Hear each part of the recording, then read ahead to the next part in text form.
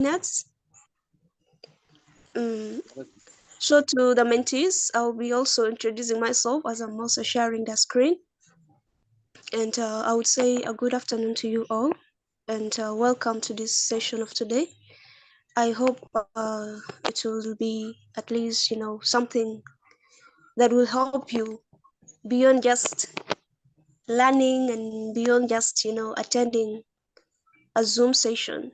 I hope it will bless someone's life, and it will be on you how you will take it from here. Okay, how you will take it from here, it's what is going to count. So as you are all aware that we're going to look at limiting beliefs and emotional intelligence, it's going to be our topic for today. Limiting belief and emotional intelligence. I don't know how you are prepared for this session. I don't know how you are hoping, or what you're getting, what you're hoping to get from this session, or what could be your expectation for today.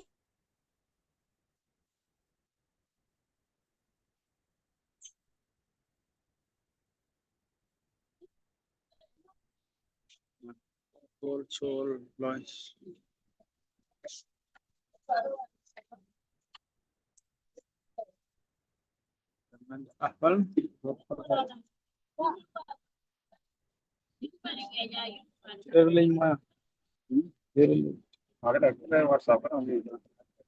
Agwargaran, can you please mute your, and then also the video? It's sometimes, I don't know, can you mute the sound and Agwargaran? Yes, thank you, thank you.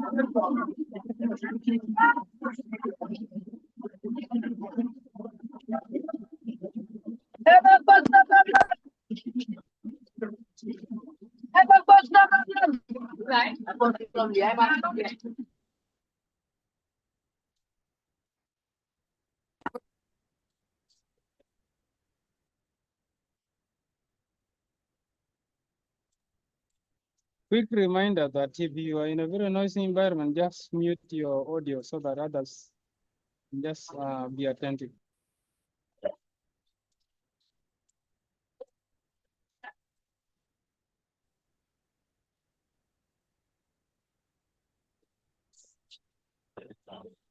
Meanwhile, as we are waiting for the mentor to join us, she's having some difficulty, but she will be with us in some few minutes. So she had previously asked your expectation. So the chat box is open. You can write your expectation and what you're looking forward to learn in this session. And also remember to mute yourself when you join, because when your mic is unmute, you'll be interrupting with the flow of the session. Kindly.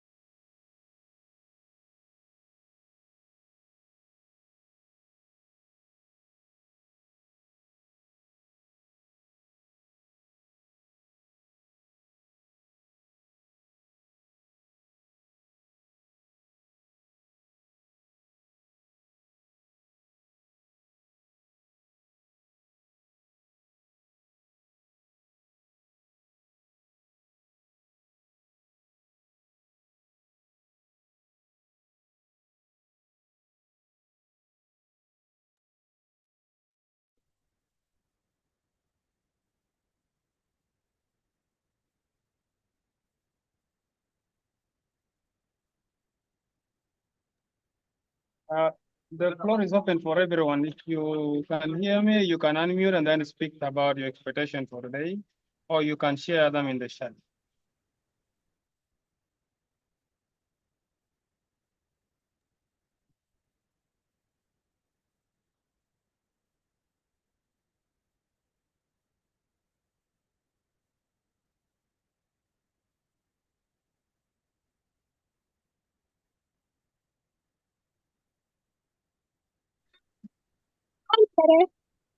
Palu ka jere da barana.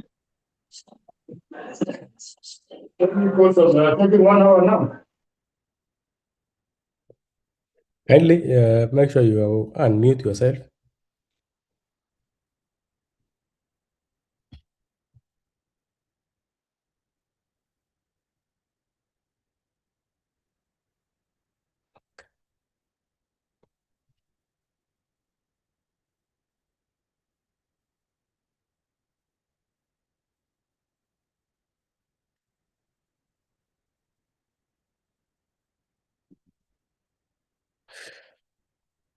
Nakwar, are you in a position to? Oh, okay, okay. I see you are back. Please, you can proceed.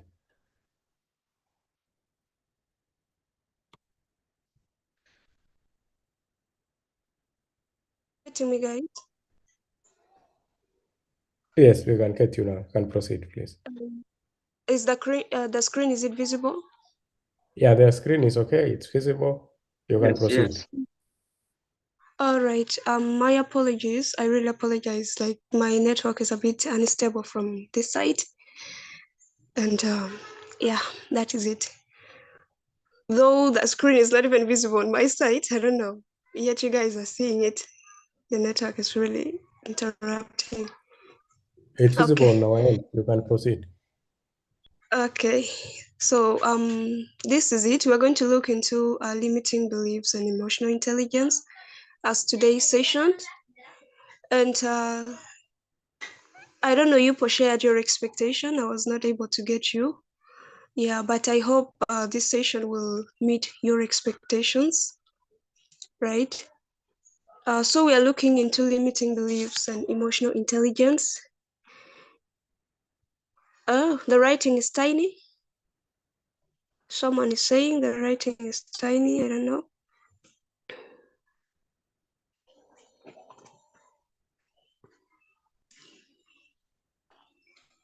Well, first, hold on. Let me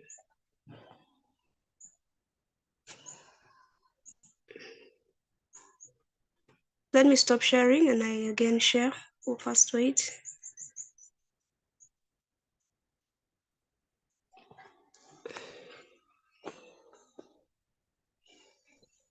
I think it was okay on my side. I don't know what's going on your side. Oh, but someone was complaining that the writing is a bit tiny. I don't know. Let me try resharing it.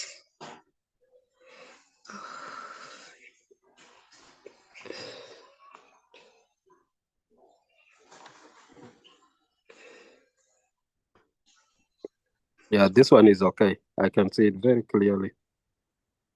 It's very clear. Yes, on my side. But on my side, I'm not seeing it, unfortunately. The network is really disturbing. I've shared the screen, but I cannot see it from my side. I see it clear by my side here. Now it's giving us objectives of the session.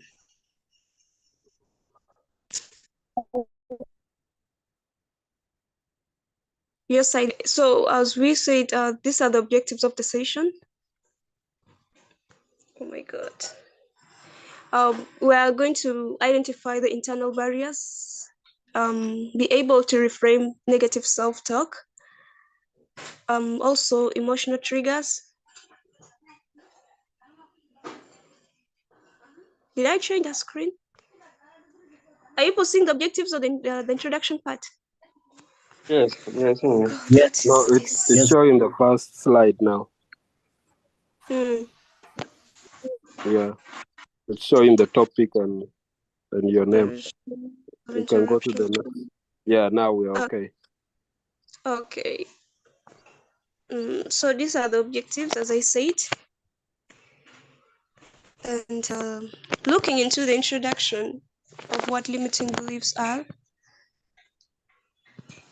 yeah, I think it's something that we have all faced. You know, we all have these beliefs. So what are the limiting beliefs that we are talking about? We say these are self-imposed. You know, there are false assumptions that restrict our potential. You know, you will start to have these self-imposed beliefs, and then they are false, they are not true. You just start to assume, like, I cannot do this. You see, this is a limiting belief. It's a false assumption and it's a self-imposed.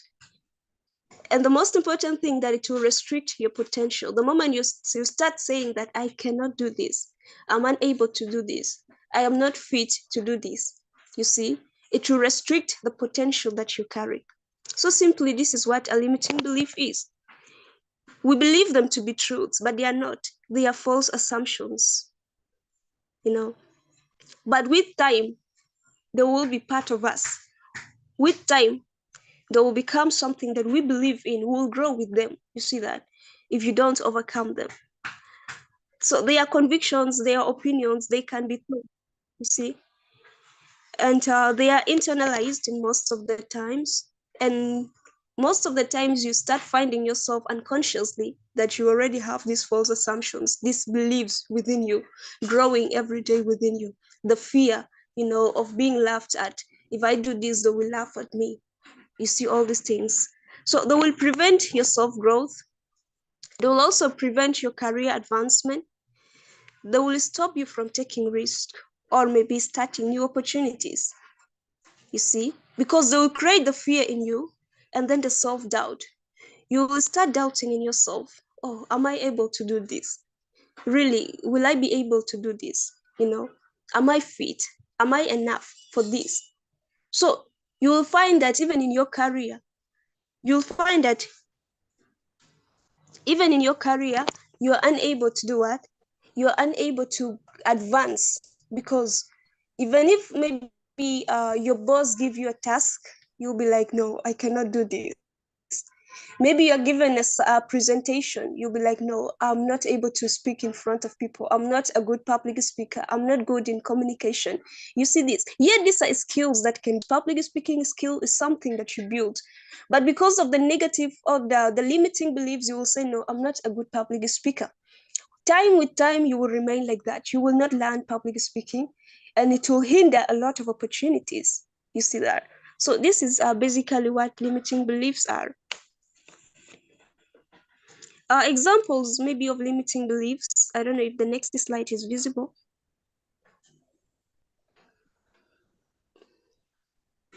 Oh God.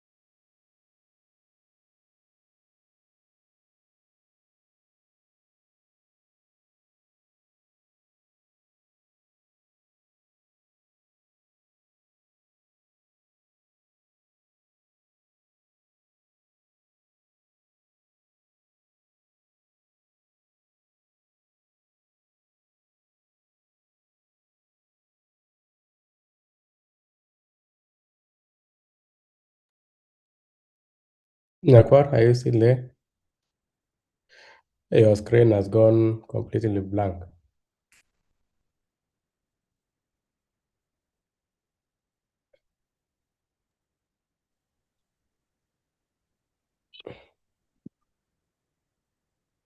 Kindly, if you can hear me, you can share with me the.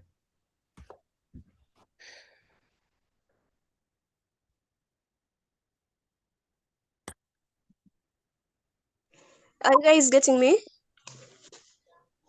Yeah. Yes, Can you share the document with Emmanuel so that he I can? think it's. He can. Yeah, please share. I will present on my side, and then you just continue and you explain. I think we are good. I think we are. Let's proceed. Sorry. I don't know. Yeah, as we have been talking, I think I've already talked on what our limiting beliefs are. Okay. To just repeat a bit on it, we say they are self-imposed and they are false assumptions. Okay, they are often thoughts that prevent our self-growth, our career advancement, and also stop us from taking risk. Okay, so looking at examples of limiting beliefs, as I mentioned some already earlier, I'm not good enough. You see that? So you start building this false assumption in yourself that I'm not good, that I'm not able, I will never be successful. You see that? I can't. You see this? So these are what limiting beliefs are. Okay, they are false assumptions. We assume them. They become convictions. They become our opinions. Okay, that is it. You can mention the rest. You can mention the rest. We all have these thoughts always. You see this? So this is just a quote that is by Benjamin Franklin. You can do anything you set your mind to. So the only thing that will hinder you is your thought. What you set your mind to, you are able to do it. But the moment you start putting your mind into a limitation, that is where your limitations begin.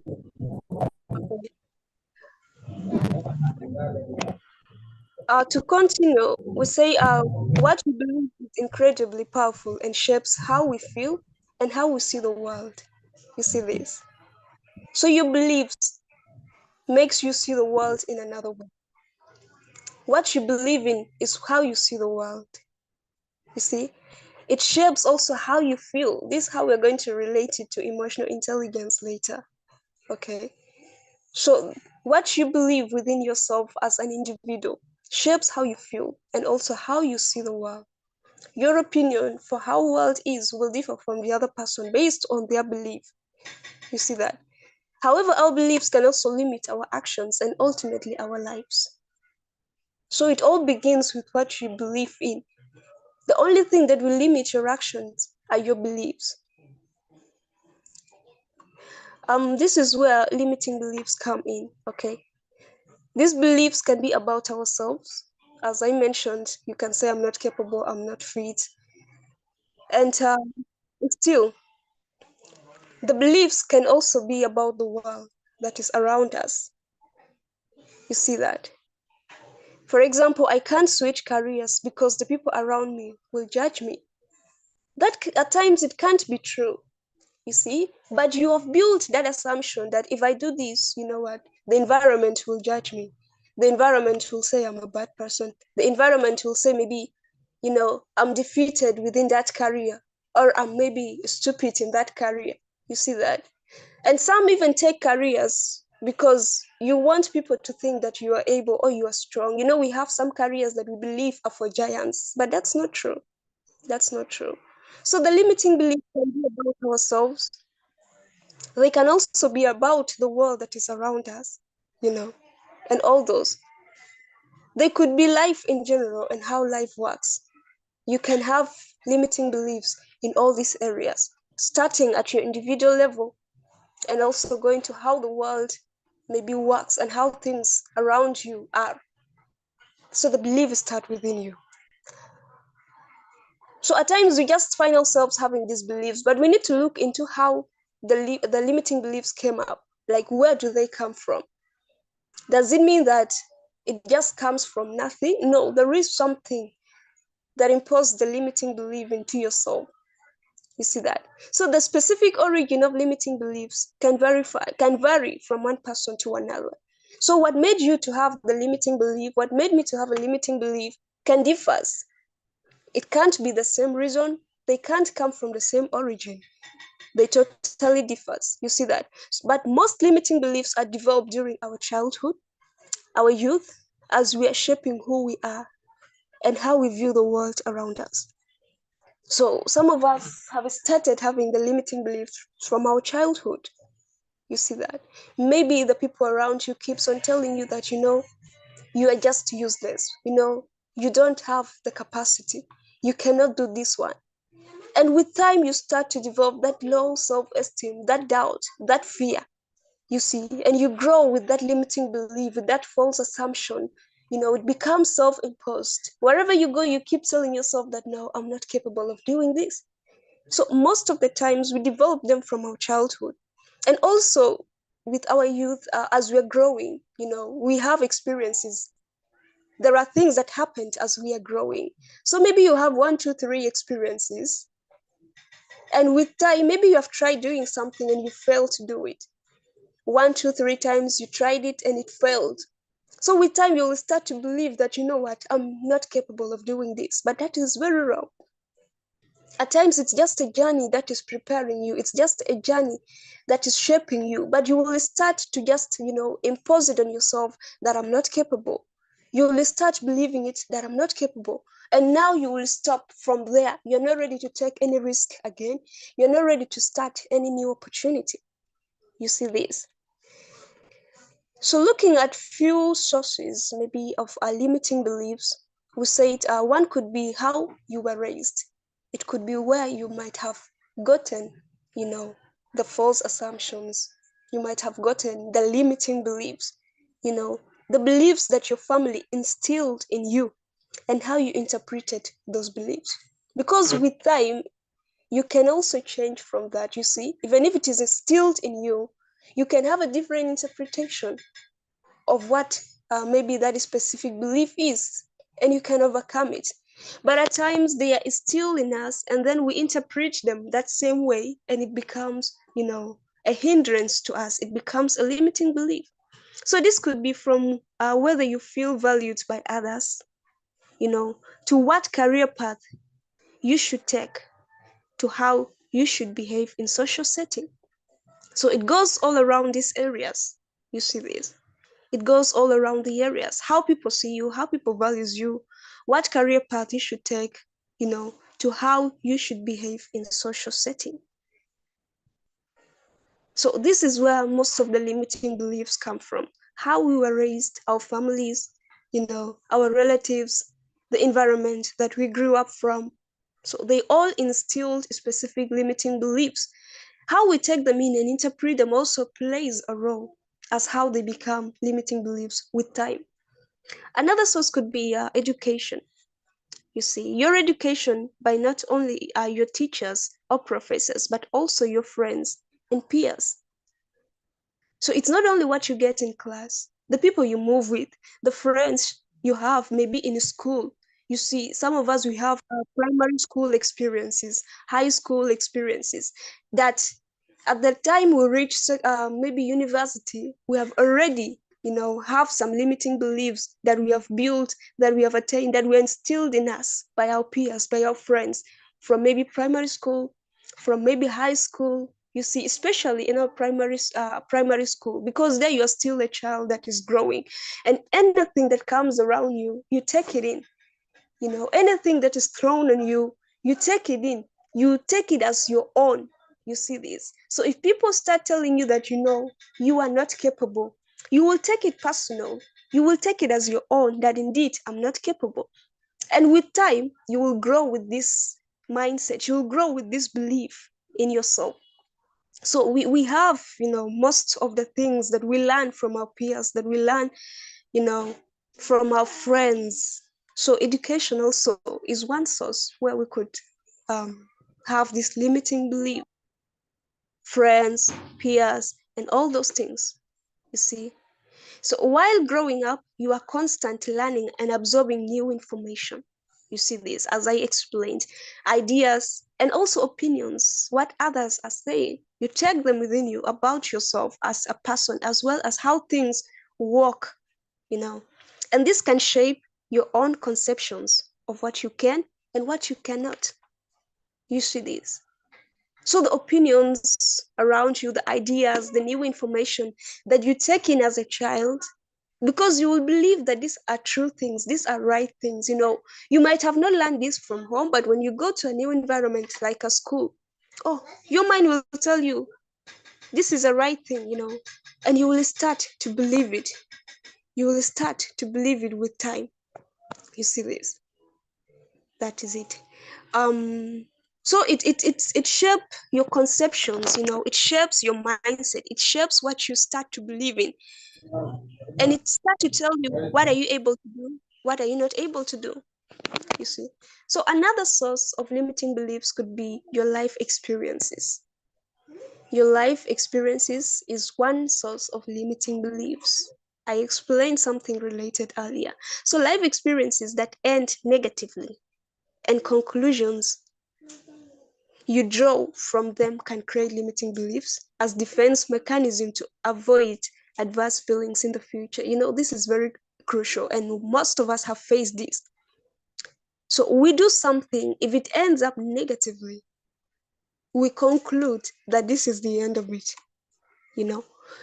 And in order maybe to defend yourself or not to allow yourself get into the same experience again, you withdraw, you step back, and you're not ready to take a risk again. You're not ready to take a step again. So you will just have that limiting belief, that assumption that, you know what, I cannot do this. I cannot do this. I cannot try it anymore. And you will sit back. In that moment, you have hindered a lot of things within you. In that moment, you have limited your potentials. In that moment, your career advancement is limited. You see that?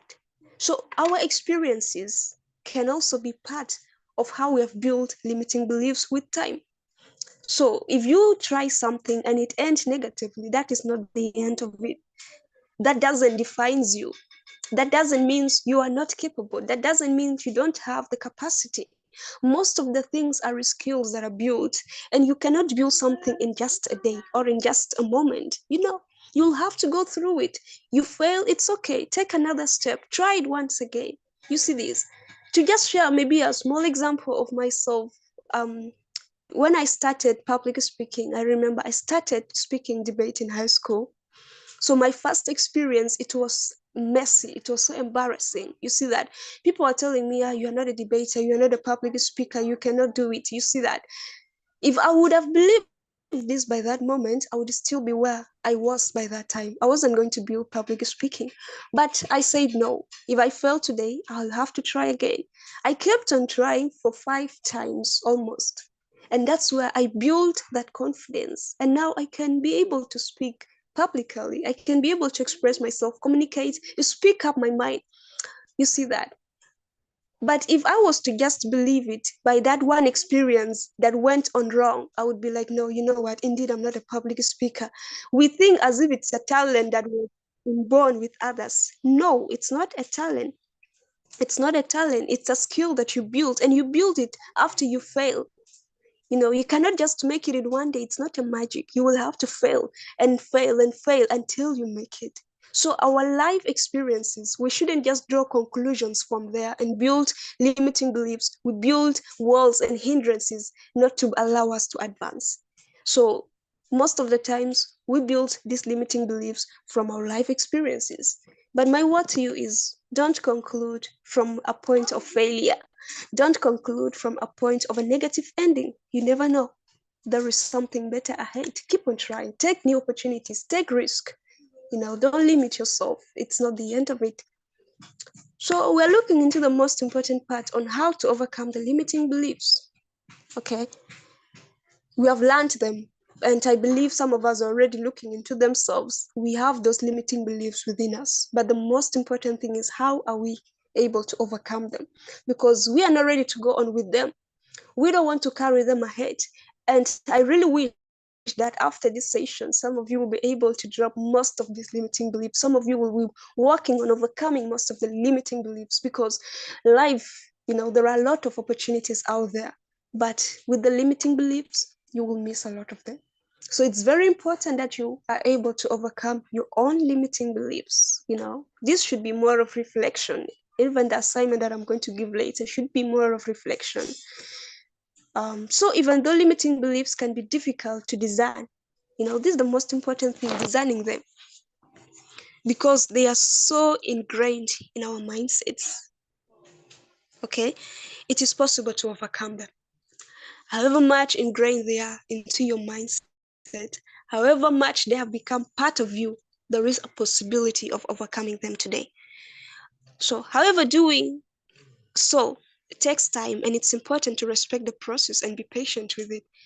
Yeah, you're not going to be able to just overcome them over this night and tomorrow you wake up as somebody else. No, it will take you time, but be patient over it. It's a process.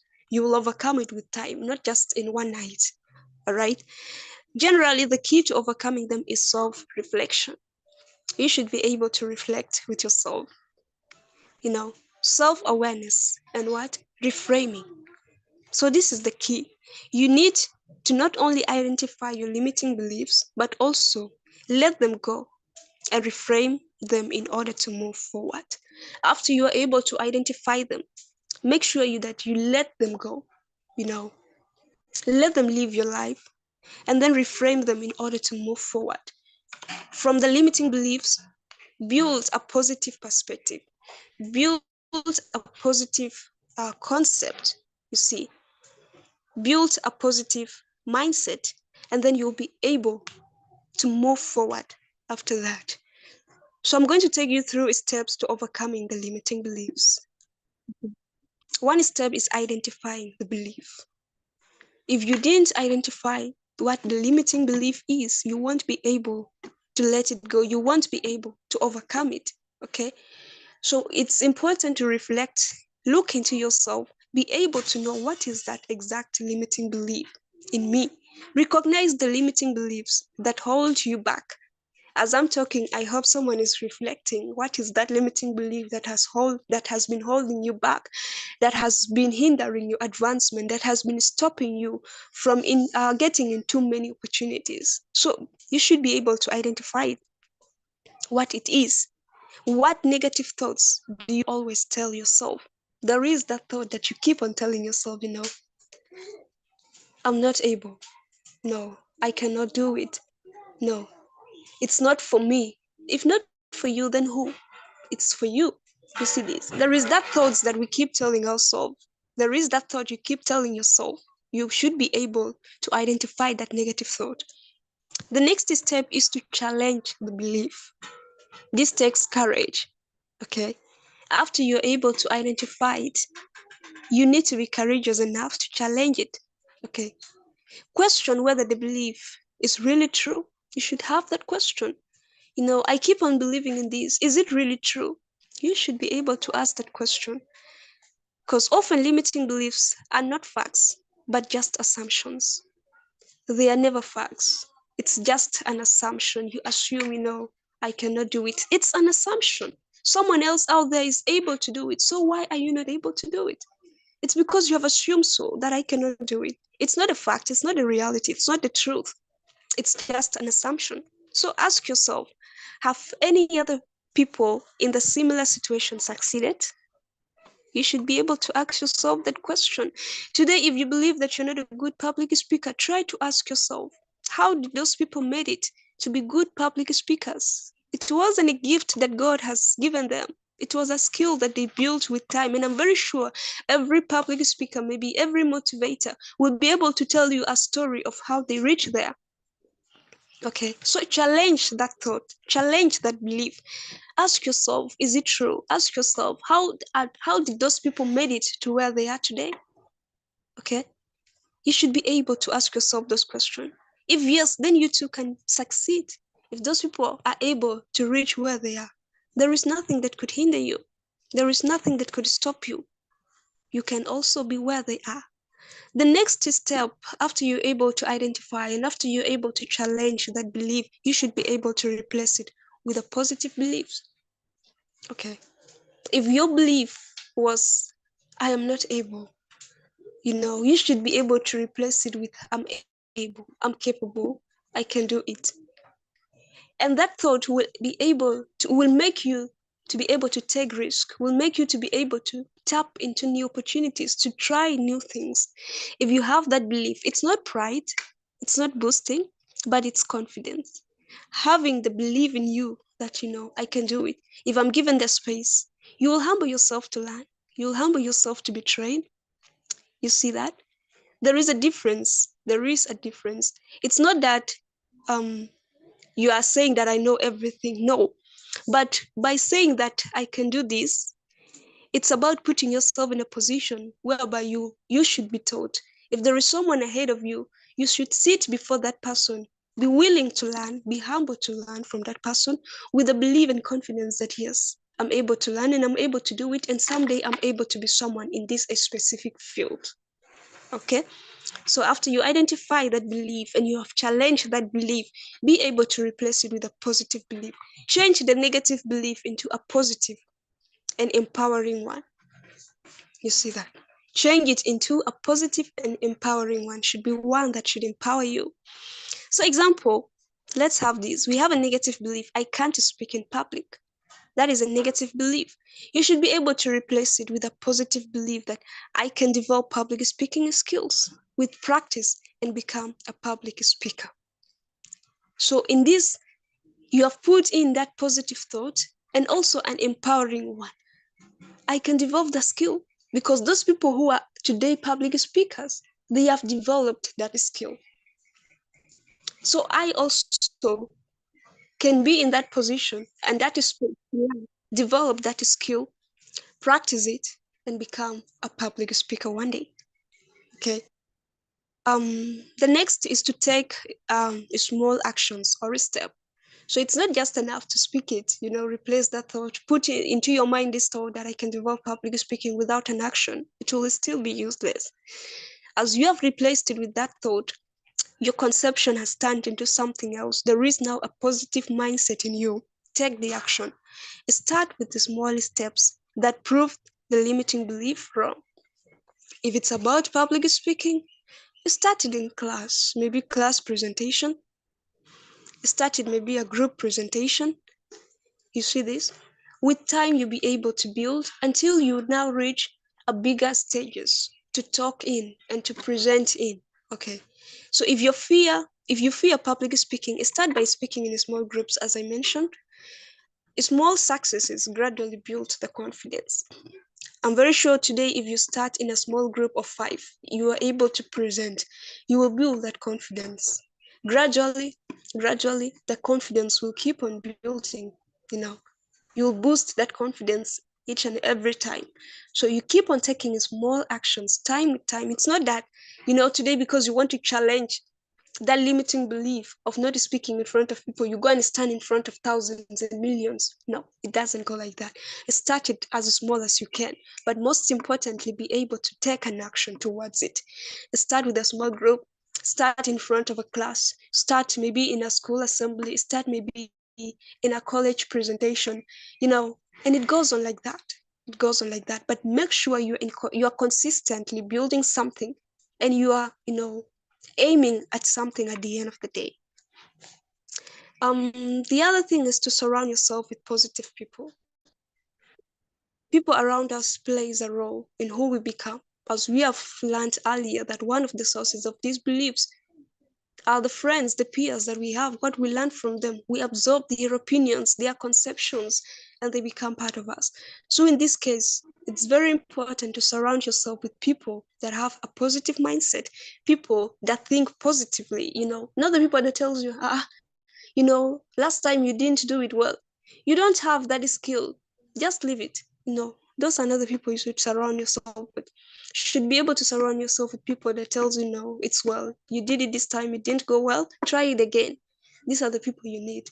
Look into your circle. Look, who are your friends? Should have people who always inspire you, people who always tell you, you're better. You can do it. You are capable. You have the capacity. People who don't conclude your failures as the end of the story. Are you getting this? So you should have friends who should always give you another chance, tells you there is an opportunity ahead, makes you believe that, this is not the end of the story. But we have these kinds of friends that one mistake will make you feel like, this is the end of the world. We don't need such people. In your journey to progress and advancement, those people are not needed. Look into your circle, be able to surround yourself with, supportive friends that are supportive all the times, mentors and leaders, that can encourage you and change the negative thoughts. Because fighting that battle alone is hard, because you cannot just fight it on your own, the negative thoughts. You need people who will constantly tell you you are a good person, constantly tell you you have the capacity, constantly tell you you are enough, constantly tell you you can do it. Because their opinions also have part in us. At times, if I feel discouraged, because we're humans, we have those emotions. My friends be like, Nikwarno, you are able. I will take a bit of time and think of why are they so much confidence in me? They have the confidence in me. So I will borrow that confidence also to myself and be like, they are right, I can do it. So you need such friends. But if you have that friend that concludes your story and be like, this is the end of it, no, they are not necessary. Then practice self-affirmations. Practice self-affirmations. Don't speak negative to yourself, because words are very powerful. What you always confess, what you always speak will become you. So have self-affirmations, positive words over yourself every day. Repeat positive statements, repeat positive statement to yourself regularly.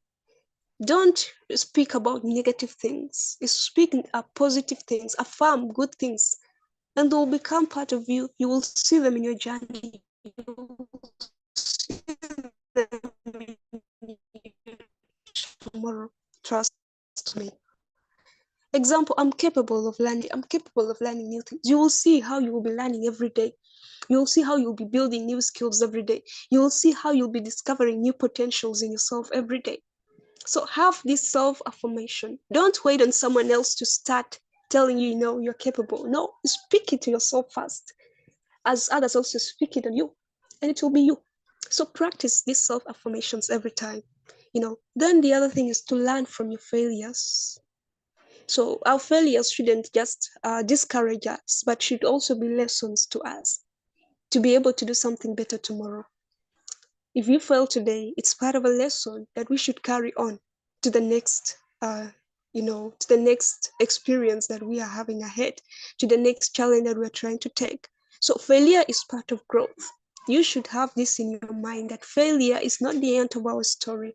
Failure doesn't define you. Failure doesn't mean that you are a useless person. It's part of the growth. There are some parts that you need to fail in first to succeed. So instead of seeing failure as a proof that you cannot succeed, see it as an opportunity to learn. So that tomorrow you want to repeat it. Tomorrow you'll be having an experience. Oh, last time I did it this way. Let me do it this time, this way. You see that? So they are part of the growth. Be able to see them as opportunity to learn. Then focus on growth mindset. This is something that you really need. Focus on the growth mindset. Okay, growth mindset means believing abilities can improve through efforts and learning. That is a growth mindset. Okay, have the belief that my abilities can be better. Because with time, you build them. With time, as you put in efforts, as you are exposed to learning, to new things, okay, you are able to build the abilities, you are able to improve your abilities. So the growth mindset should be believing abilities can improve through efforts and learning. So this concept was widely studied by Carol Dweck. Maybe you can go and read more about those things. So focus on that. Okay. I hope we're going well. And we're going to look into emotional intelligence as it's still part of our today's session. I think time is okay. We still have time. So we need to look at emotional intelligence. We will also look at how we are able to relate it with our limiting beliefs. Okay. So what is emotional intelligence? Emotional intelligence. I think that person should unmute, please. Okay. So what is emotional intelligence?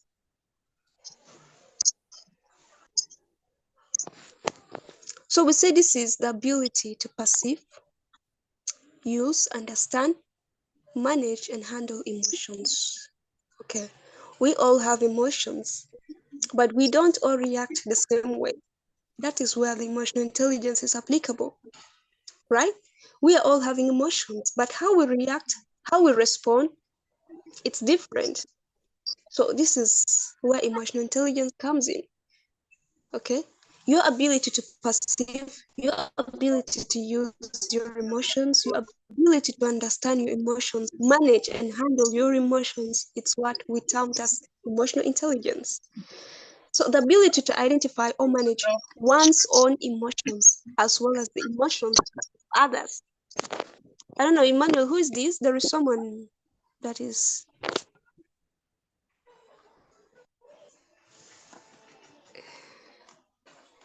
Yes, you can proceed. I Okay, will so this is muted. it. All right. So this is it. This is what we termed as emotional intelligence, that ability to identify or manage one's emotions, as well as the emotions of others, not only your emotions. So this is emotional what? Intelligence.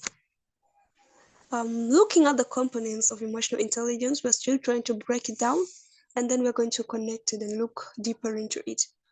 So looking at the components of emotional intelligence, or what makes up emotional intelligence, is number one is self-awareness. Self-awareness. To be able to identify or manage your emotions, there is a need for self-awareness. Understanding your own emotions and how they affect your behavior. So the point is start here. Having self-awareness, knowing your own emotions, understanding, your emotions and how they can affect your behavior is one component of emotional intelligence. Because if you have understood your emotions, you'll be able to control your reactions and your responses. You see this. Number two of one of the components is self-regulation. Self-regulation. Ability to control or manage your reactions or your emotional reactions. You see, after self-awareness, after being able to understand your emotions, you will be able to control or manage the reactions that comes as a result of those emotions. You see that. The number three component is empathy. Empathy, ability to understand and share the feelings of others.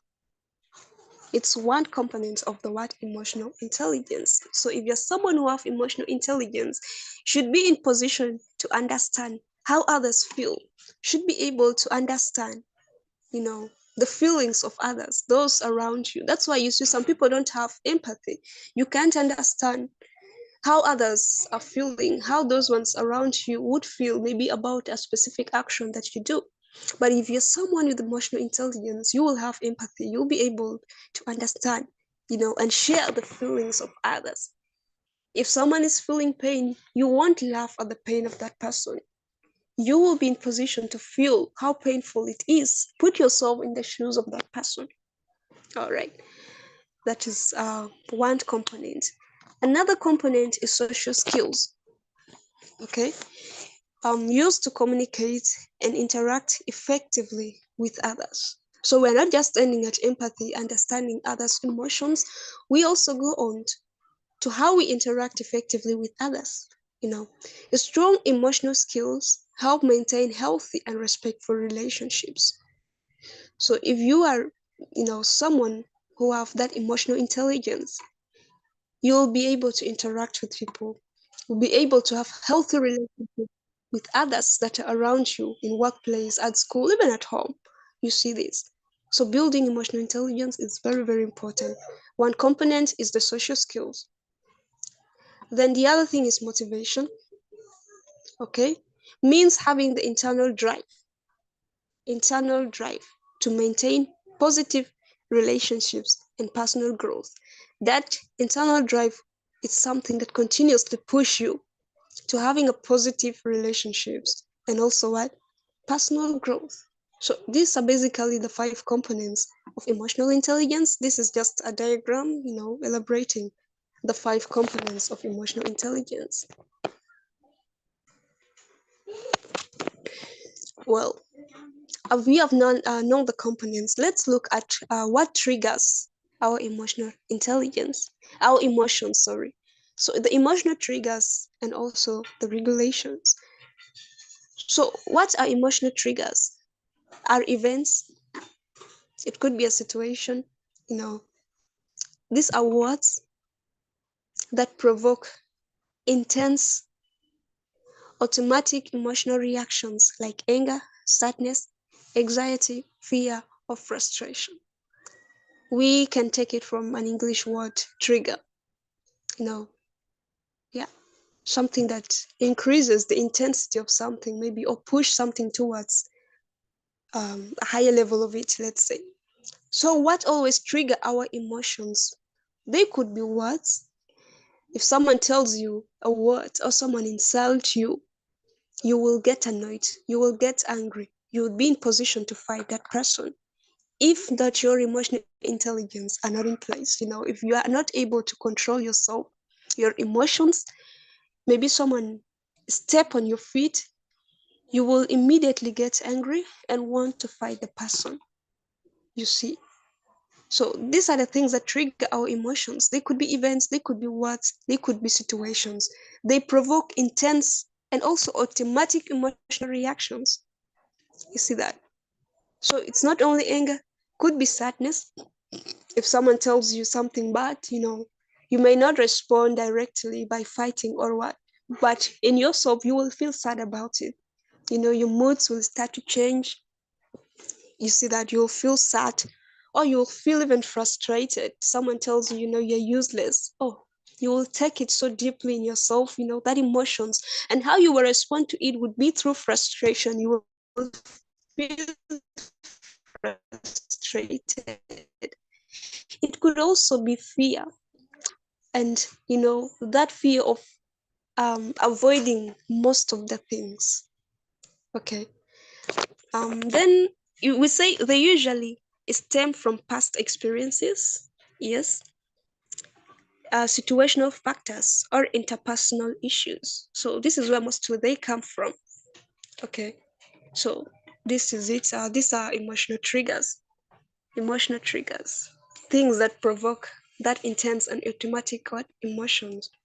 So looking at emotional regulation, we say emotional regulation is the ability to manage and control your emotional response.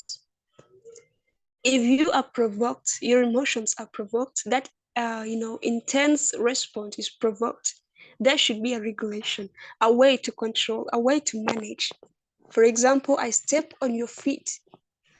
That emotion is triggered, that anger in you is triggered. There should be a regulation. The regulation here is the ability to control you from taking a reaction or a bad response, maybe by fighting me. You see this?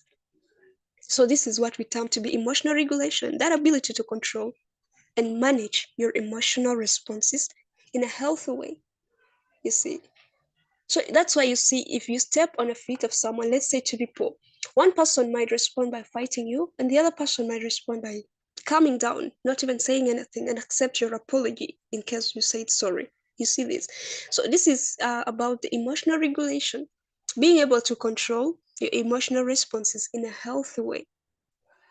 So it helps a person respond calmly rather than reacting impulsively. Okay, so this is emotional intelligence. If you have the emotional regulation, you would be someone who responds in a calm way, not reacting. Though your emotions are triggers, you're able to control your response. You don't respond in a way that leads you into a fight or leads you into a frustration. For example, if someone tells you, you're just useless, yeah, that frustration could be triggers in you, but you should be having that regulation of calming yourself down, not taking it too personal or even getting frustrated. Okay, so let's look at the strategies towards controlling emotional triggers. Strategies towards controlling what? Emotional triggers. You should be able to have the strategies that controls being provoked. In most of the times, your emotions shouldn't just get provoked. Yeah, there should be strategies. One strategy is awareness. Recognize what you are feeling and what triggers the emotions. It reduces the intensity of that reaction. Okay, you should have that awareness. Be able to recognize, what are you feeling in your soul? How are you feeling? And what exactly brought about that feeling or that emotions? What brought about the emotion of fear? What brought about that emotion of sadness? What brought about that emotion of anger? Be able to identify that, be able to recognize that. The moment you recognize it, the intensity, of the reaction would reduce. You won't react in a very bad way, in a very intense way. You will be able to react in a calm way or respond, in a better way. So awareness is very, very important. Recognize the feeling and recognize what triggers the emotion. The number 2 strategy is to pause and breathe. This could just look so simple, but it's very, very important. At times when you're provoked, your emotions are provoked. Pause, take a minute, a second, take a deep breath, This helps create a gap between your reaction and your response. We'll look at the difference of a reaction and a response, okay? So when you take that pause and that deep breath, at that very moment, you create that gap. And instead of reacting, you will respond. And always a response is a healthy one. You see that? So you won't react in a bad way. You will respond in a healthy way. So it's one strategy. It's not just so easy, when maybe you're provoked, take that deep breath. You'll find you're relieved a bit and you're able to respond in a better way. Okay. The other strategy is cognitive reframing. Cognitive reframing. Try to look at the situation from a different perspective. Okay, not necessarily, taking it the way they see it. Try to look into it in another perspective. Have a different conception about it. Have a different perspective about it. Think about it in a positive way. Though it was going to trigger you into, sadness. For example, maybe let's say, what could really make you sad? Let's assume maybe you lost something. You see, maybe you lost something. You find that emotion of sadness is triggered in you. It could be something so precious that you lost. So you will have that, sadness, the emotion triggered within you. But how are you able to overcome that? The strategy could be having a cognitive reframing. I'm a Christian, and there is this verse that says that all things work for good. So these are, a cognitive reframing. You reframe from that and you be like, no, though I've lost these things, I believe that everything is working out for my good. I believe there is something better ahead. This is not the end of it. Maybe it was intended for bad, but I believe God will turn it for my good. So having this perspective, looking at the situation in another angle, can help you to control your emotions. You won't feel sad again. There is that hope that will be built in your soul. You see that? So try to look at things in other perspective. Don't just conclude, in that very way you see it. Have another look into it. You never know. It's for a better, a better thing ahead. Then the other thing is mindfulness. Focus on the present moment instead of reacting emotionally. You see, some of us become sad because you even started thinking of tomorrow. You'll start thinking of the future. Live in the present. Focus on that moment instead of taking another reaction, because it will trigger your emotions. It will continuously make you sad, make you frustrated, bring in other things that are not necessary. Focus on that present moment. Don't go beyond that specific moment. Then build a lifestyle, a lifestyle like exercise. We know we South Sudanese, we see exercise as something that is a wastage of time, or you do it, when you have nothing to do. You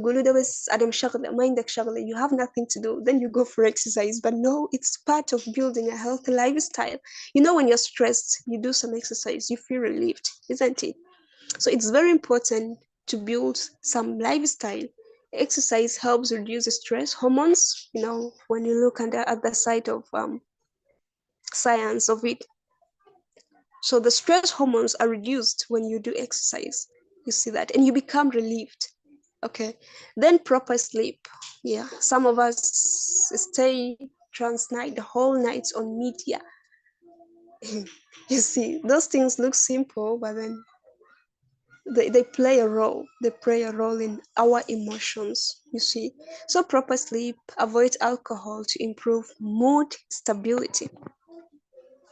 Avoid alcohol to improve your mood stability. So these lifestyles look simple, but when you practice them, they help you in controlling what? The emotional triggers.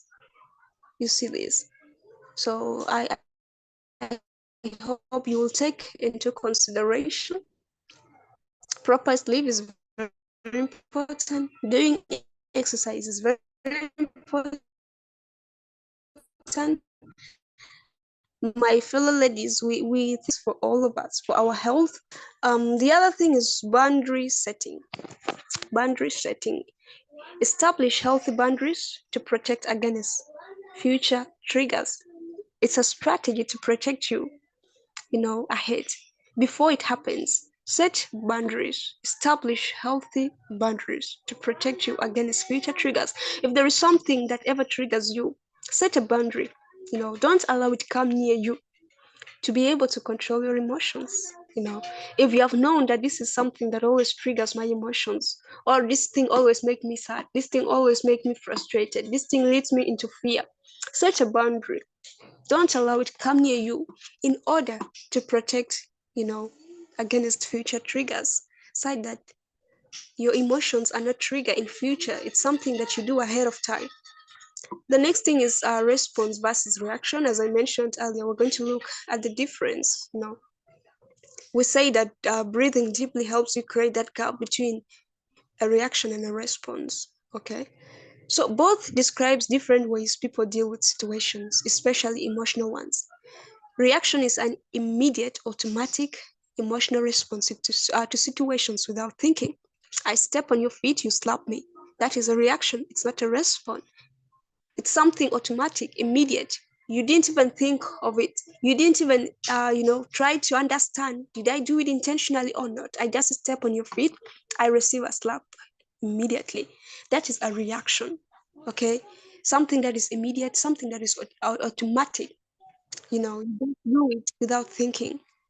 So it happens quickly and impulsively. Your impulse does it. It happens quickly, driven by emotions, and often leads to regret. Often leads to regret. So you do it without thinking. At the end of the day, you find yourself you're regretting for that specific reaction. You see this. So most of the times our emotions are triggered, we immediately react. At the end of the day, we regret.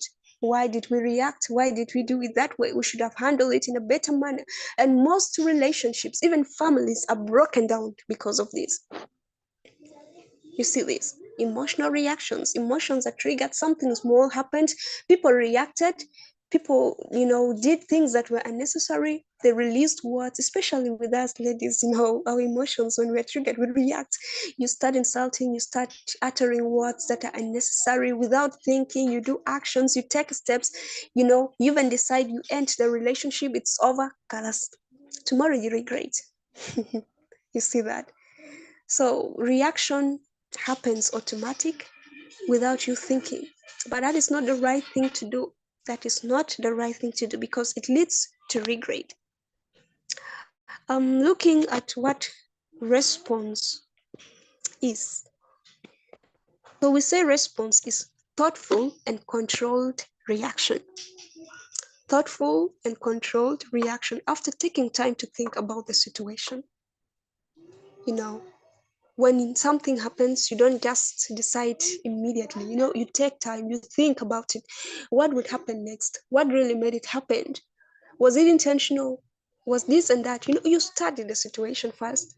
Then you now have a controlled reaction. That is a response. Now, if you take a step or conclude something or decide to even end maybe a relationship, you have thought about it. You have controlled reaction. You know what you're doing, and tomorrow you will not regret it.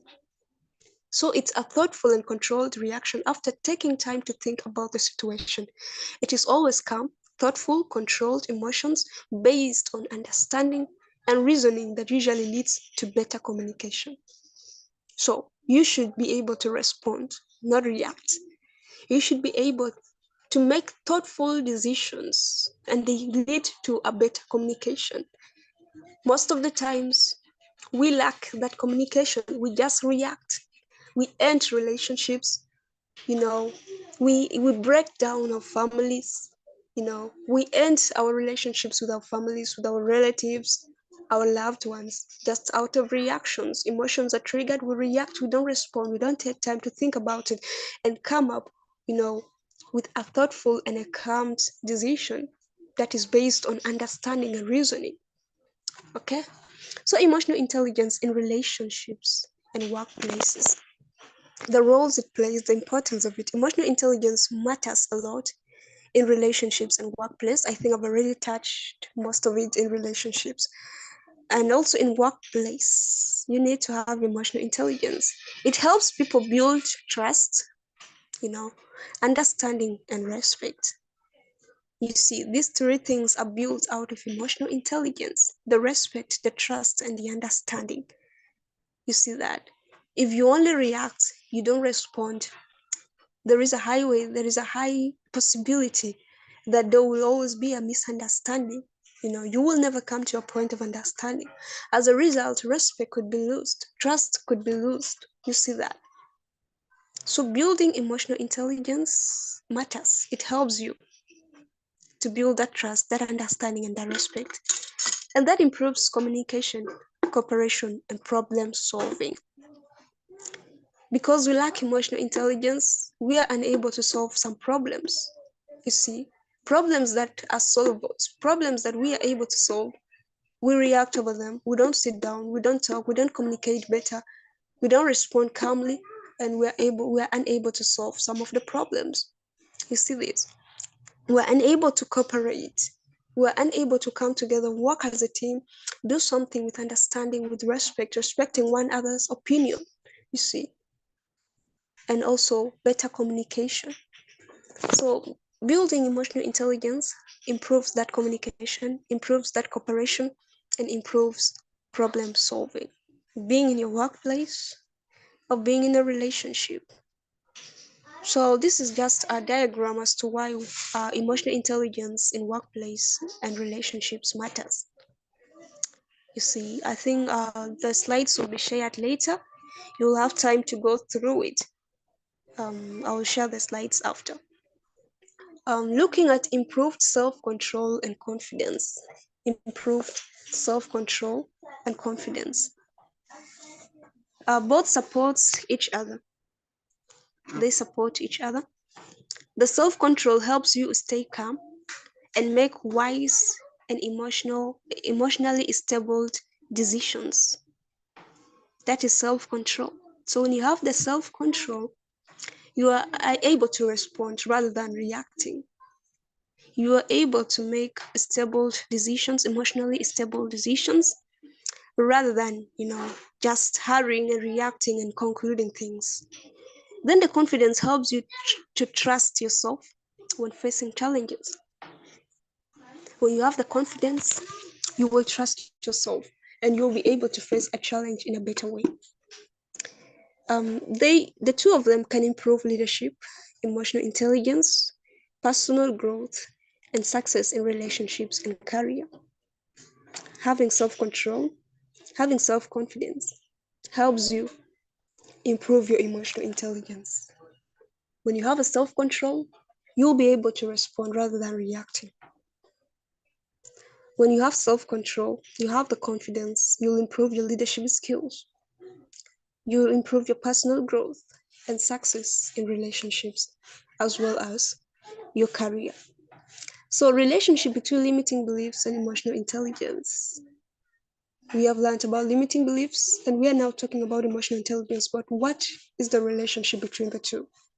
How does limiting beliefs affect your emotional intelligence? If you have that specific limiting belief, that false assumption, that self-imposed opinion about yourself, how does it affect your emotional intelligence? How does it affect how you control or manage or use or understand your emotions? So limiting beliefs, they can reduce emotional intelligence. If you have limiting beliefs, your emotional intelligence are reduced. They lower self-confidence and they create fear of failure. These are limiting beliefs. They lower your confidence and they create fear of failing. They also cause negative thinking and prevent people from expressing emotions openly. They cause negative thinking and prevent people from expressing emotions openly. Some people don't open up with their emotions. You're sad, you don't open up. You have a limiting belief that maybe, I will lose the person, or maybe I will be judged wrong, or maybe they will misunderstand me. It's an assumption. It's not the reality. So you will decide to keep your emotions, to not openly express what you feel, not openly express what you're passing through. You see, example, if someone believes I'm not good enough at communicating, they may avoid conversations, and this affects relationships and teamwork. If you don't communicate, you don't open up, you don't express your emotions openly because of the limiting belief that I'm not good enough at communication.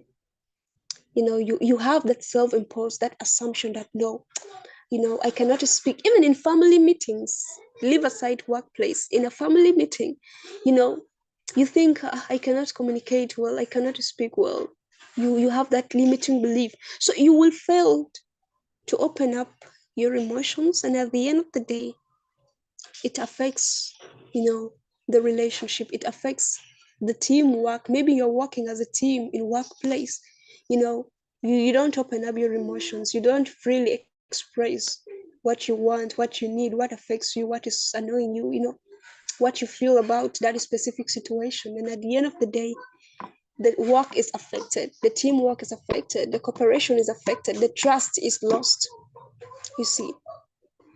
So limiting beliefs, they affect your emotional intelligence. So how does emotional intelligence helps you overcome limiting beliefs? So if you have built emotional intelligence, it helps you overcome the limiting beliefs. Let's look into how it does. The emotional intelligence helps people identify and change negative thoughts. If you have emotional intelligence, you have the self-awareness, as a component of emotional intelligence. It helps you to identify and also change the negative belief that you're having about yourself. So this is how it helps you overcome them. It helps you identify it and it helps you change it to a positive belief. Example, a student who believes I can't speak in public and has a limiting belief. This is an example. So using emotional intelligence, the student can recognize the fear. That is self-awareness. The student can stay calm and focused during the practice. That is self-regulation. The student can keep improving communication skills. That is motivation. We have looked at these components of emotional intelligence, and this is how they help you overcome the limiting beliefs. Taking this example of someone who believes that they can't speak in public, you see. So with that emotional intelligence, having self-awareness, they can identify, they can recognize the fear that is hindering them from speaking in public. Continuing in that, they can stay calm and focused during the practice. As they are practicing, they stay calm and they stay focused. That is self-regulation. And then they improve communication skills. That is motivation. Over time, the belief changes to I can improve my speaking skills. With the help of the emotional intelligence, with time, the belief would change into a positive one. From just saying that I cannot speak in public, you find that you're able to have that positive belief that I can improve my public speaking skills. You see, so this is basically how the emotional intelligence relates or helps you to overcome the limiting beliefs. Okay.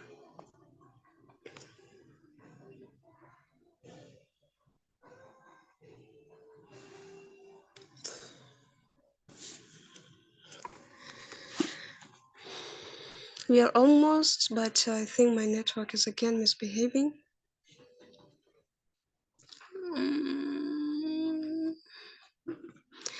So generally, limiting beliefs hold people back. So we're trying to summarize the whole thing. We're almost winding up. Generally, the limiting beliefs, they hold you back. The limiting beliefs will never allow you advance, will never allow you progress. While emotional intelligence helps people recognize, challenge, and overcome those beliefs. Earlier we said, to overcome them, you need to recognize it, challenge it, and replace it with the positive thoughts. There, the emotional intelligence helps you. Having self-awareness helps you recognize it. With the regulation, you challenge and you overcome the belief. So developing emotional intelligence leads to greater confidence, better relationships, and personal growth. You develop your emotional intelligence, you have a greater confidence, you have better relationships, you have personal growth. And to end with this quote, your beliefs become your thoughts become your words, and your words become your actions. So this is a quote that we could end with, and I think it marks the end of our session for today. This is the assignment. I will drop everything in the space. People will get the assignment as well as the slides. My apologies for all the interruptions, the inconveniences that happened through the session, my network, the screen. Some were saying that the slides are tiny. I hope you'll have them and you'll be able to zoom and also go through and read them, and I'll be available for any question from now. So I think at this moment, this marks the end of our session on limiting beliefs and emotional intelligence. I hope it met your expectation. I don't know, I've been seeing people dropping questions in the chat box, but I think I'll give this chance back to the moderator to help me take the questions time with time. And other mentors around can also help in answering some of the questions if possible. Yeah. So thank you so much. Thank you so much, Nyakor, for the session. It was beautiful, and I believe the key takes away from this session. So there are no questions on the chat, but I hope you guys can unmute and then you can ask the question.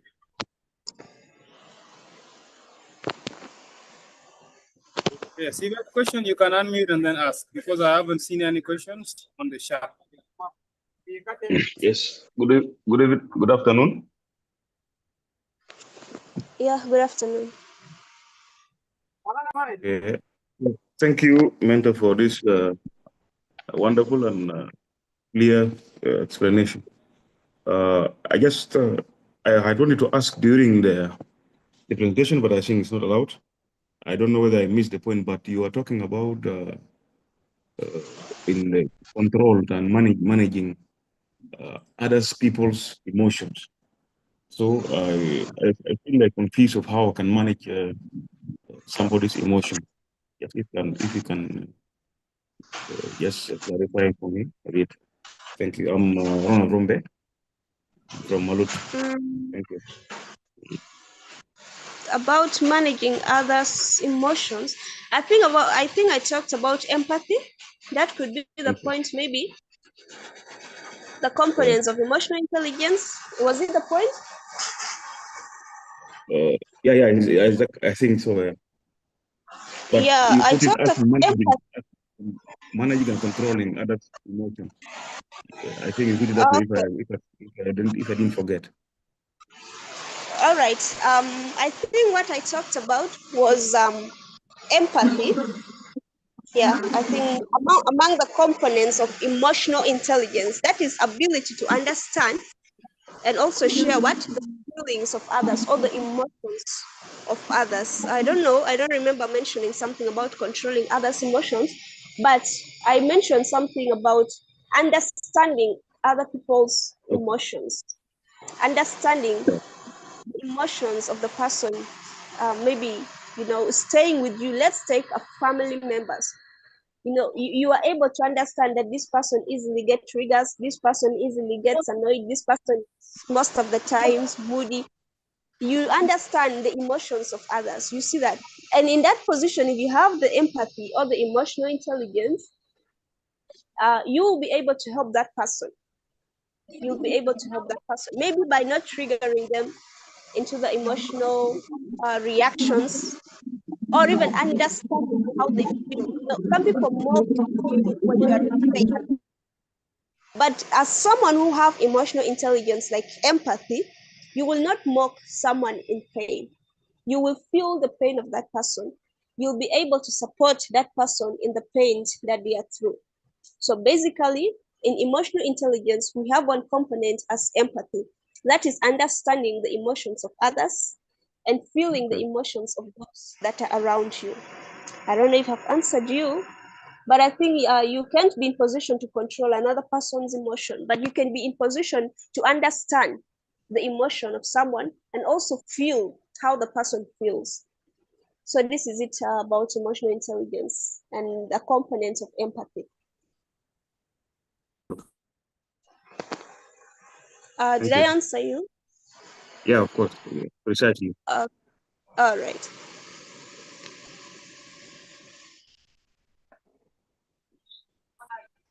Okay.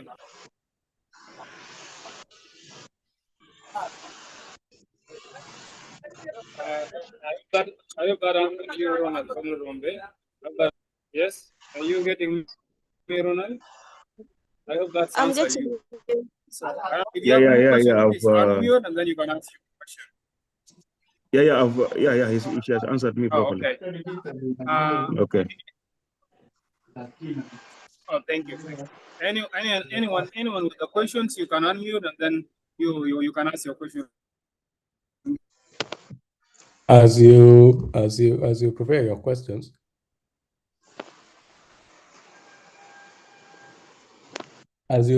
questions, please remember to check on the chat board on the attendance. You click the link and sign your attendance sheet. Make sure everybody should check the. And no more questions.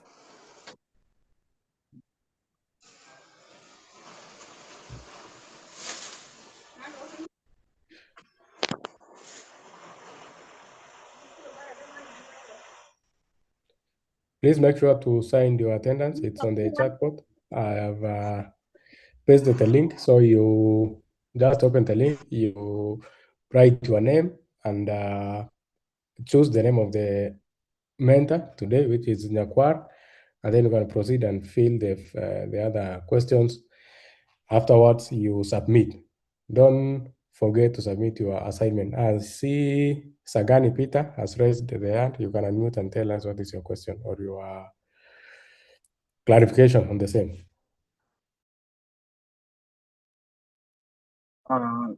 Okay, good afternoon, everyone. First of all, before I ask the question, I would like to give a grateful thanks to the mentor of today. It's really something, like the way you were speaking. I tried to look back when I was still young, and I've seen like, yeah, for sure, I'm a victim of like a lot of like, let me say 80% of what you've said. And then I had a question. My question was, now you talked of emotions and controls, and then also friends motivating you when you're trying to give a speech. At times people don't move with friends. But if also like the days that you don't move with friends and so on like this, so like when you're alone, how can you try to get that courage maybe to speak to the public or to present yourself to the public? That's my question.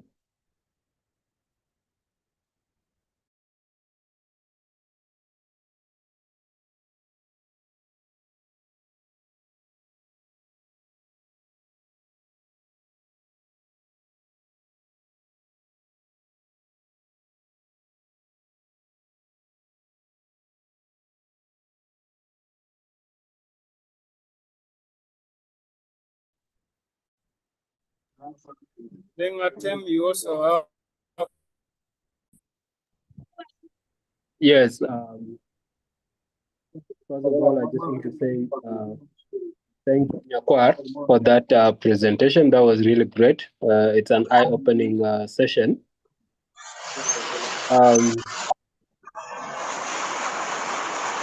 I think I was answering someone. Oh, okay. Let me answer the question about in case the friends are not there, right? How can you stay motivated, or how can you still move on? That was the question. Yeah, so I mentioned something about, yes, having a surrounding that supports you, friends that always be by your side, you know. But then that shouldn't also change the fact that you as yourself, you have a role to play. I mentioned something about practicing self-affirmation, always speaking positive to yourself, and taking the courage by yourself to challenge your limiting beliefs, and also building your emotional intelligence. The whole story begins with yourself. As much as friends contribute, as much as surrounding contributes, as much as your circle contributes, you also have a contribution. You also have a higher percentage about yourself. So it's you to build it by yourself. Okay. And when friends are not there, you should be in position to also move on, have self-motivation. You should have that internal stabilization within yourself. You should have that self-confidence within yourself before others begins to talk about yourself or about your abilities. You should be able to recognize your abilities. You should be able to build your own confidence, that even when no one is beside you, even when no one is supporting you, you are able to move on. That internal derivative should be there. You see that? I hope I've answered your question. Basically, build the confidence by yourself. Everything starts from within. Yes, the circle contributes, but you have a bigger role to put in as an individual.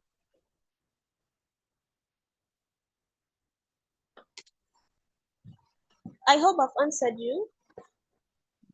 Yes, you answered me. Thank you so much.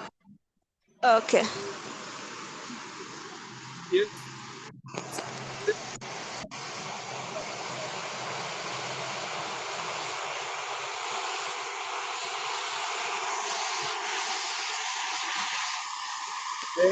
Atem, are you there? Yes, I'm here. Yeah. Okay. Can Nyakwar, can you mute yourself? All right.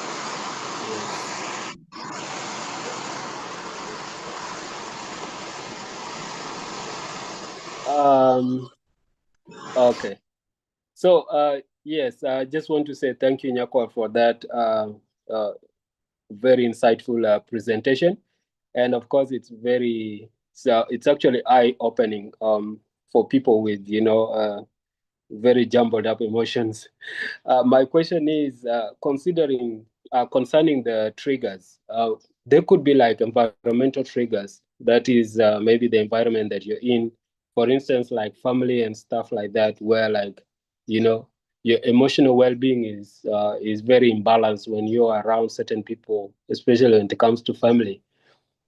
In that situation, yes, self-awareness is applicable, where you're very aware of your environment because you've already seen, okay, if I'm around these people and this is family, my state of mind is in shambles. But then now in a situation like that, how do you try to control the external forces that come exactly from your environment? For instance, the family. Now these are people that you will constantly see. Maybe it's just somebody that you've had a very bad experience with within your family, and there's that animosity between the two of you that has not been settled in any way.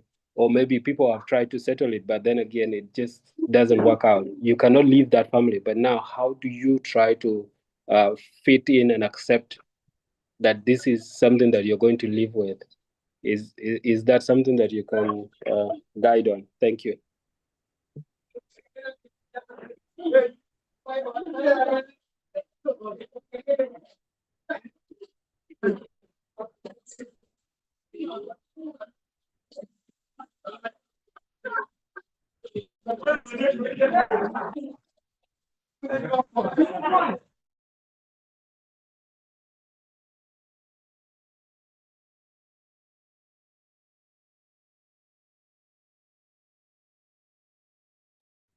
Nyakwar, yes, you can now answer Atem. All right. I picked your question well. Yes. You know, especially when it comes to families, people we are staying together, people that you cannot set boundaries, you know, even walk away from them. And always the trigger, yes, the trigger is always external. It comes from outside. You see that? But then the only way is this. We have talked of responses and reaction. You see this? So we can, at times, you cannot control the trigger, but how you respond to it matters, right? It can happen. You might be triggered into anger. You might be triggered into sadness. But how are you going to respond to it? How are you going to react to it?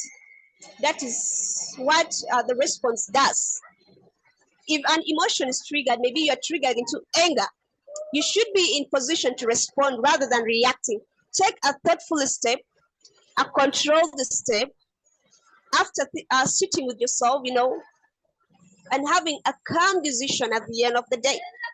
Assuming you get angry with a family member, you know, you should be able not to react by fighting, not to react by deciding that I'm leaving the house, not to react by saying that, you know, we're no longer families, we are cutting the bond. No, you should be in position to respond. And then the response, that thoughtful decision comes, you know, in a way that you build some strategies. I mentioned some strategies. That is awareness, recognizing what you are feeling. At that moment, if you're feeling angry and you have known that the anger is triggered by someone annoying you in the family, if you have that awareness, the intensity of it is reduced. Assuming is your wife, assuming is your mom, you know, the intensity would reduce because you know that is someone that is loving, someone that you cannot catch the bond with. And at that very moment, you should calm down. You should be able to pause. That's why most cases it happens that when someone starts insulting you, let's say a husband and a wife start insulting, you know, saying words and all these things. In order to control your reaction, you can decide to move out of the house for a while, allow her to come, and later come back. Then you discuss and talk about it. You create a space, you know, when you see that the whatever, the emotional or the situation is happening consistently, try to create a gap, maybe withdraw, maybe move away. You know, that wisdom or that strategies should always be there. So the case is the emotions will be triggered, but how you respond to them makes the difference, and it's the only thing that you can control. What helps you control your emotions and your response are the strategies. Applying some of these strategies. I don't know if I've answered you to the best of it, but I hope I've given you something small. Yeah, thank you. Thank you. You have.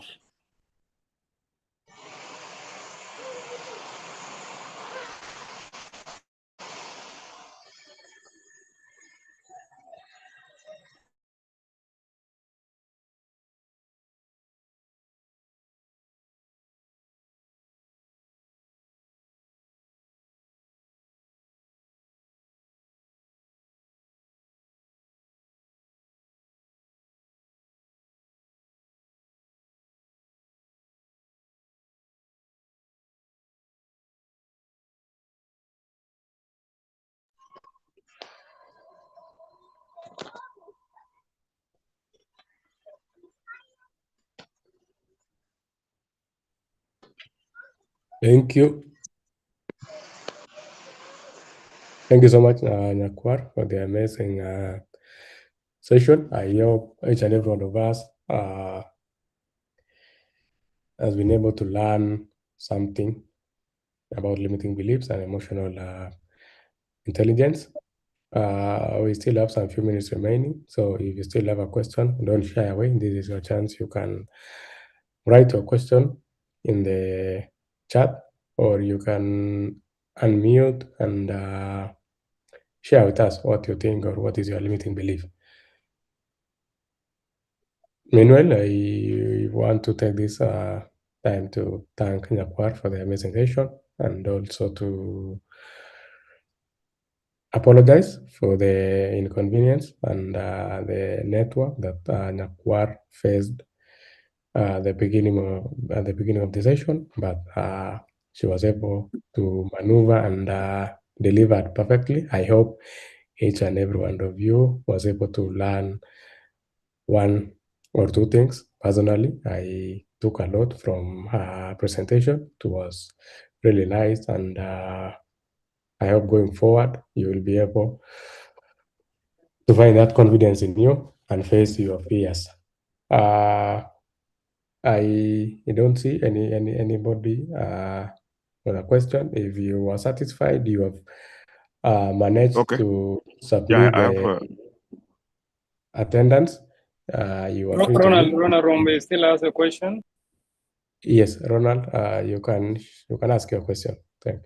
Okay, secondly, was once more. My question, I think it may be out of context, but I will try to ask that way. Imagine if I'm in a situation where I don't have time for a response, as explained by our mentor. And sometimes it can require me to respond violently. And I can give examples, but I think it's clear. What that case, what could I do? There's no way to run away, and it's a situation of self-defense. This is I'm giving this because it is our context here in our country, of course. So I don't know whether you understand my question. Okay. To help Nyakor on that, I think she differentiated for the difference between reactions and responses. I don't know if I'm in the right way. At times, it is good that you take the best one. You take the response instead of reaction. It's something that incites you to get angry at the moment. The only way you can think of responding is by fighting. That is definitely that's reaction. That is not response. So you need to see a point where you will have to first think, stop, breathe in a minute, then you can now think. Then now you find the favorable answer to the situation instead of just reacting to it. Like when someone steps on your foot, and then the best thing you can do is just turn around and slap the person. So that would be a reaction, not a response. But the best way is to respond. You just have to first stop, think, then now you can. I don't know if that answers you. If not, then Nyakor can add up for Yeah, you have answered, and let me add something small. I think for him, he's saying that he has no time to actually respond or pause, to calm down. So he immediately reacts in that specific situation. But here is emotional intelligence. The response we are talking about to come up with a thoughtful decision, it's not a matter of days. It can be within minutes and seconds as well. And that is when you have built the emotional intelligence, the ability to manage, the ability to understand, and the ability to what? To control and use your emotions. So basically, if you have built your emotional intelligence, you will always respond rather than reacting. You won't be in a position that you have no time for response. You see that? So your feedback will always be a response, a healthy reaction, not, unhealthy reaction. So if you are in that position that if someone does you bad or triggers your emotions, what you do next is reaction, then you need to work on your emotional intelligence. That is it. I hope you have answered.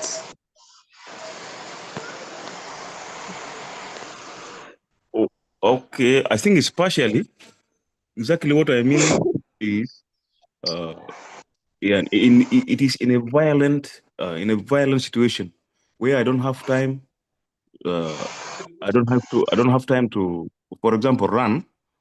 This as part of my response is to get away from the situation, and the only response the only thing that can I do is for example, I can be forced to, for example, fight back, and then later, of course, I will regret if something happened, but to as a way of my response.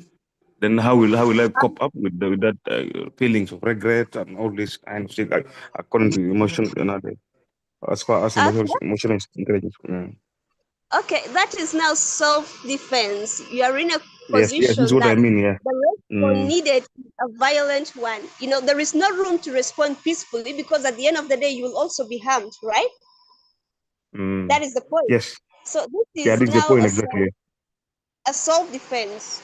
But as much Yeah, as you exactly. also need to defend yourself, you should also have emotional intelligence applicable there. The question is a bit tricky, yes, but it's acceptable to defend yourself. And there are situations that you won't have room to even think, right? Maybe the situation is someone has threatened you, or you know, this gangs, maybe let's say this gangster, you are found in a corner, and the only option, maybe you have a gun and you have to shoot them, right? That is a self-defense. Yes. Though the law will account you for it, but it was a self-defense. Yes. So in such situations, yes, you can defend yourself. But in situations that you have a room to respond and apply your intelligence, you need to highly do this. Like in workplace, relationships at home, friends, and everything. But in violent situations, whatsoever mean you will use to defend yourself, you know, at the end of the day, it's about your life. So you should do what it takes to rescue yourself. Yeah.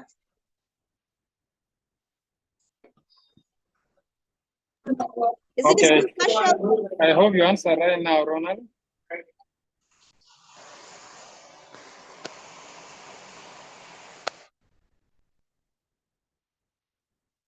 Okay, Ronald is not there, and we are time up, and I will hand it back to Emmanuel so that you can close the session for today. Thank you, everyone, for the contributions and the attention you have given to Nyakwa. Thank you so much, Nyakwa, for the session. You can see from the group chat that everyone is so contented and so happy with the session. I will hand it back to Emma so that he can close the meeting. Thank you so much, and have a wonderful weekend.